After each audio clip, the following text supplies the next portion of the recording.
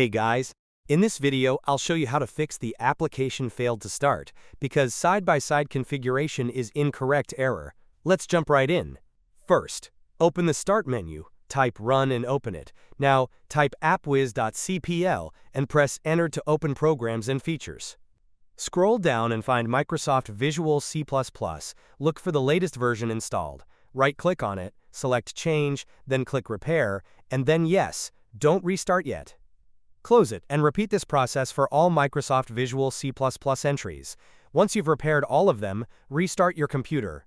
If the issue persists, find the application giving the error. Right-click on it, select Uninstall, then click Yes to confirm. After uninstalling, use another browser to re-download and reinstall the app. Once installed, open it. It should now work. If this helped, drop a like and subscribe for more quick fixes. Thanks for watching.